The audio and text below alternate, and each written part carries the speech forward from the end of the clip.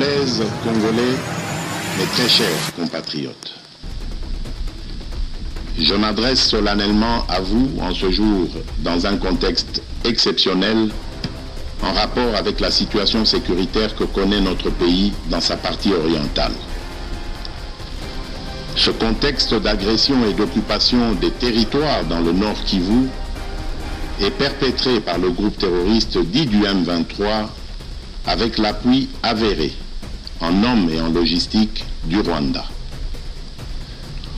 Au moment où je fais cette adresse, nos agresseurs occupent certaines localités dans le territoire de Rutshuru, occasionnant ainsi un drame humanitaire avec plus de 200 000 compatriotes forcés de fuir les affres terroristes dans les zones de combat. Ils se retrouvent en dehors de chez eux, sans logis, sans nourriture et sans soins. Des instructions précises ont été données au gouvernement pour leur rassemblement et leur prise en charge. Au-delà de ces efforts, j'en appelle à un élan général de solidarité pour alléger leur fardeau. Certes, cette situation n'est pas nouvelle. En effet, depuis plusieurs décennies, des groupes armés nationaux et étrangers écument l'est de notre pays en y commettant des atrocités innombrables sur fond d'exploitation illégale de nos ressources naturelles. C'est ainsi qu'à l'occasion de mon avènement, j'avais été amené à prendre l'engagement devant la nation de rétablir au cours de mon mandat la paix et la sécurité là où elles sont compromises et de les consolider là où elles existent. Sitôt dit, sitôt fait, j'ai sans délai et de bonne foi commencé à développer, notamment avec tous nos 9 pays voisins, une diplomatie de proximité en vue d'établir avec eux des relations de coopération franches, transparentes et de caractère gagnant-gagnant. Avec l'Ouganda, par exemple, nous sommes allés jusqu'à décider de mutualiser nos forces armées afin de combattre ensemble la nébuleuse des ADF, une milice d'origine ougandaise qui cependant n'opère que dans le Nord Kivu. Et aussi nous avons lancé 2 projets de construction de routes transnationales. Avec le Rwanda, un mémorandum d'entente a été signé dans le commerce de l'or avec une entreprise nationale. Une ligne aérienne a été ouverte à la compagnie nationale rwandaise dans notre pays et un accord de non-double taxation a été signé. Malgré cela, ce pays va nous surprendre en réactivant les terroristes du M23. Alors qu'il avait été défait par les armes en 2013, le M23 va refaire surface en prenant notre armée à court, notamment à Bunagana, cité qu'il occupe depuis le 13 juin 2022. En effet, sous la fallacieuse accusation de soutien des FRDC au FDLR, le Rwanda a en réalité des velléités expansionnistes, avec comme intérêt principal l'appropriation de nos minerais, et pour ce faire, il s'active à déstabiliser l'Est du Congo pour créer une zone de non-droit en vue d'assouvir ses appétits criminels. Pour faire face à cette situation, 2 options s'offraient à nous, la diplomatie ou la guerre. J'ai résolu de privilégier la première option, quitte à en venir à la seconde, faute de résultats. L'option diplomatique a donc été mise en œuvre. C'est ici l'occasion pour nous de rappeler que notre attachement à la recherche de la paix par des voies pacifiques n'est aucunement un signe de faiblesse, moins encore un aveu d'une incapacité de notre pays à s'inscrire dans une logique de guerre totale contre tous ceux qui continuent à abuser de notre patience, mais plutôt une expression de notre culture de paix et de notre identité légendaire de peuple hospitalier. C'est ainsi que dès le 20 juin 2022, j'ai pris part aux travaux du 3e conclave des chefs d'État membres de la communauté d'Afrique de l'Est à Nairobi, au Kenya, qui avait comme agenda l'examen de la situation sécuritaire dans l'Est de notre pays. À l'issue de ce forum, les dirigeants des pays membres de la communauté d'Afrique de l'Est sont tombés d'accord sur le déploiement d'une force régionale pour imposer la paix dans l'Est de la République démocratique du Congo. Le sommet a appelé à une cessation immédiate de toutes les hostilités à l'Est de notre pays et a demandé à tous les groupes armés, tant étrangers que locaux, à déposer les armes immédiatement et sans condition et à s'engager dans le processus politique. Le 6 juillet 2022, j'ai accepté de rencontrer à nouveau le président du Rwanda, cette fois à Luanda, sous l'égide du président João Lourenço, sous couvert de la conférence internationale des régions des Grands Lacs africains, la CIRGL.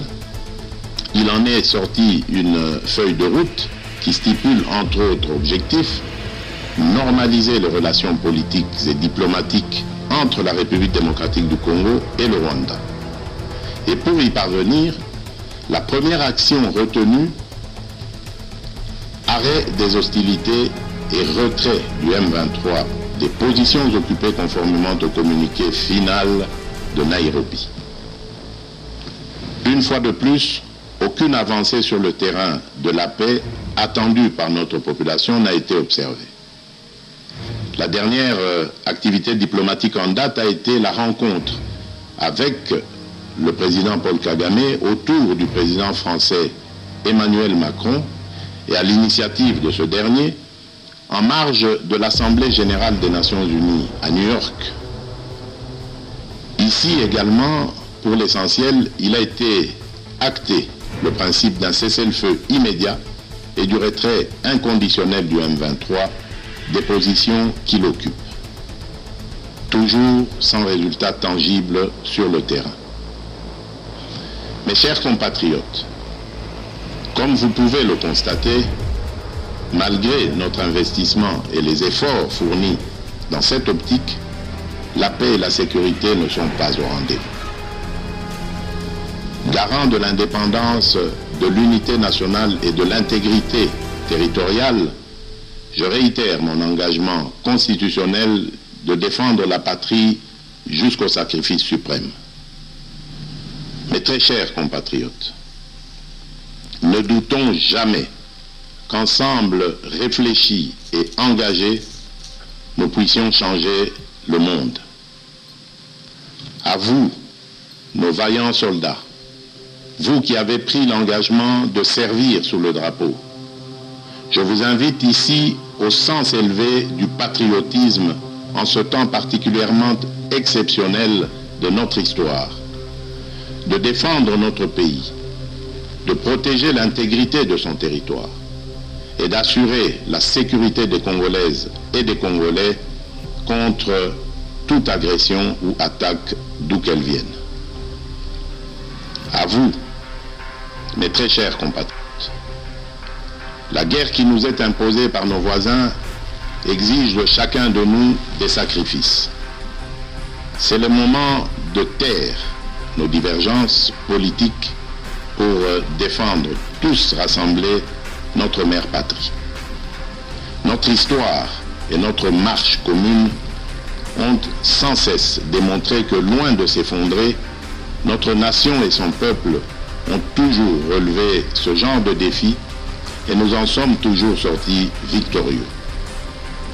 Restons tous unis et solidaires derrière nos forces de défense et de sécurité. La situation actuelle, loin de nous affecter, n'est qu'une épreuve de plus que nous allons surmonter pour raffermir davantage notre unité. Au-delà de tout clivage politique, idéologique, religieux et tribal, la défense de la mère patrie est le seul objectif qui doit nous unir en ce moment. Le pays nous appelle. La nation a besoin de l'engagement de toutes ses filles et de tous ses fils. Je vous appelle à ne pas céder aux propos xénophobes et autres discours de haine ou de stigmatisation des communautés rwandophones, dont l'asservisseur se sert pour faire du chantage et de la manipulation. Tout acte allant dans ce sens sera sévèrement puni. En réponse à la forte demande de la jeunesse, j'invite celle-ci à s'organiser en groupe de vigilance en vue d'appuyer et d'accompagner et de soutenir nos forces armées, nos forces de défense dans l'accomplissement de leur noble mission. C'est ici l'occasion de mettre en garde tous les traîtres civils ou militaires et autres brebis galeuses qui servent les intérêts de l'ennemi. Ils seront exposés à la rigueur de la loi en ayant le juste châtiment que mérite ce genre de comportement. En outre, tout en renouvelant mon appel lancé à nos jeunes qui en ont la vocation de s'enrôler massivement dans nos forces armées. Je réitère l'instruction faite au chef d'état-major général d'accélérer à cet effet la mise en place de centres de recrutement à travers les 26 provinces que compte notre pays. Chers compatriotes, nous devons ensemble avoir conscience que nul autre que nous-mêmes ne viendra sauver notre nation et que cela exige de chacun de nous une mobilisation tous azimuts. Que Dieu bénisse la République démocratique du Congo.